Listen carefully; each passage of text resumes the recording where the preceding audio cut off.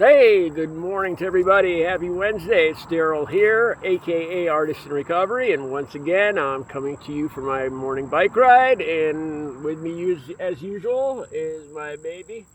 And this is Concert Diaries. This is going to be a good one, guys. I'm going to try to get to all the best parts of this without making the video too long. I actually thought about doing this in a couple of parts, but let's get right into it. This is the first time I ever saw Ozzy. I saw him again, I'll get to that. I saw him about 4 or 5 more times after this. This was in 1982, and this was right after Randy Rhoads died, about 2 months later, okay? New Haven Coliseum, March 1982, New Haven Coliseum, Motorhead, Lemmy and Motorhead opened up. All right, now I'm going to start all the way back with getting tickets. This is the first time I ever slept out for tickets. It was in January. I didn't have my license yet. I was 15 years old. It was early January, and it was about 15 degrees here in Connecticut. And I wore a jean jacket. Me and my buddy went to sleep out on the streets of New Haven. And where the Coliseum is, it's nowhere near like Yale. It's not the best part of town. And I brought a sleeping bag with me. I wore like 2 or 3 pairs of thermal underwear, but I had to wear my jean jacket and my Converse, cloth Converse sneakers, because I had to look cool. That was more important than staying warm at 15 years old. And I brought my sleeping bag. Thank God I had my sleeping bag. I didn't sleep all night, because I thought I'd die. I'd freeze to the sidewalk like the guy next to me, which happened. The guy next to me was drinking. At this age, I wasn't drinking, not at this time. And the guy next to me was older, probably about 18 or 19, and he was drinking and just sitting on the sidewalk. And there was about, the line was about halfway around the whole Coliseum, about maybe 200 people sleeping out. This was Diary of a Madman tour after Blizzard of Oz. So he was incredibly popular. He was always incredibly popular, all right? I remember we were trying to get to the Dunkin' Donuts. We were awake all night, and we tried to go to get coffee. We didn't have credit cards back then, so each one of us had a big wad of cash, and we were just moving targets in downtown New Haven. And we got stuck up by a guy with a knife in Burger King in the bathroom. And there was 4 of us and 1 of him. And my football playing buddy I was ready to kill him after he said this, but he says, look, you're going to get 1 of us, but the rest of us are going to beat the fuck out of you. And the guy actually said, go on, get the hell out of here. He says, I'll catch up with you all later. I'll get you all later. And we got away because there was 4 of us and 1 of him. And my buddy, he was a good scrapper, and he had the balls, and it was a good point. There was 4 of us. Anyway, I got the tickets, and if I'm not mistaken, 14th row on the floor. Great seats. Okay, now let's move forward to Randy Rhoads dying in February. About a month later, Randy Rhoads died. Now, this really doesn't have to do with the concert, but whenever I talk about the concert, I remember this day. I was with my buddies, and now I had my license. And me and my buddies all went out, and we were grieving over Randy Rhoads passing away. I mean, we were torn up about losing Randy Rhoads. It was like kind of like Kurt Cobain, if you were into like Nirvana and Kurt Cobain, people mourned his death. I mean, that's what it felt like to us. We went to a mall on a Saturday. I was driving, and it was going to snow hard that day, and we dropped acid, okay? And we're sitting in the car. We're all listening to Ozzy. We're all, we wonder who's going to be the replacement guitar player, and we're sitting in the car, and it's snowing outside in the mall parking lot. And the windows get covered over with snow, and we're talking and tripping and listening to the music. And it's dark inside the car now. So I look out the door. I look out the door, no, look out, and all the cars are gone. And there's about 8 inches of snow on the ground. And we're the only car in the parking lot. And I had to drive all my buddies home. And after I dropped my last friend off, it's still snowing, and I'm tripping.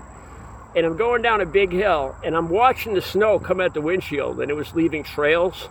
Now, I'm not glorifying here, because this was one of the most terrifying nights of my life. And the windshield wipers were leaving trails going back and forth, like...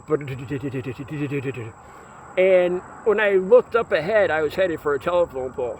And at the last minute, I took my foot off the brake, because I was just skidding in the snow. I took my foot off the brake, and the wheels grabbed, and I missed the telephone pole. But I know this doesn't have to do with the concert, but I always remember that day when I talk about this Ozzy Osbourne concert.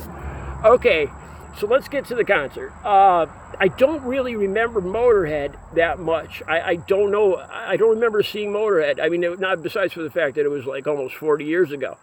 I was really too young to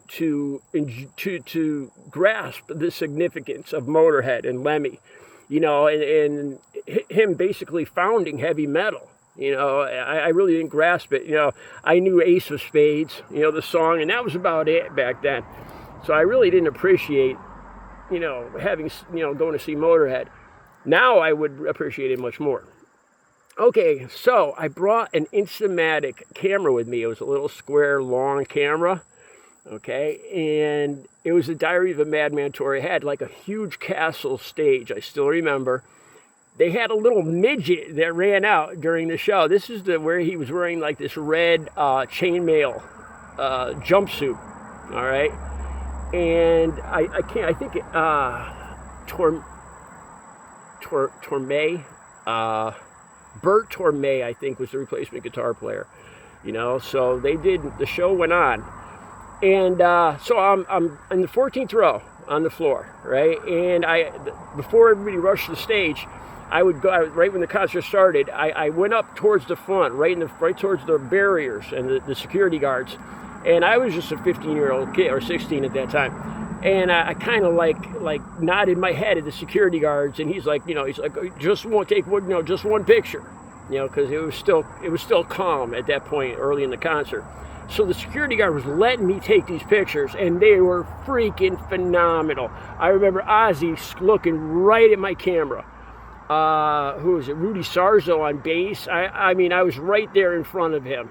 I'm snapping pictures. But I noticed this. Now remember, I'm just a stupid 16-year-old kid. I noticed as I'm taking these pictures, there's like a red line across my viewfinder. And I can't, you know, I'm all excited about the show. I'm like, why, you know, what is this? Why is there, you know, I look at it, it's like, why is there a line across my viewfinder? So I snapped 24 phenomenal pictures. I get out, I get in the car, we're driving home, and I ask my buddies, it's like, hey, you know, why was there a red line across the viewfinder? And they're like, you know, you got to be kidding. And I said, no. And they said, that means that the lens was shut. The protective door that closes to protect the lens, it was shut. I took 24 pictures of nothing.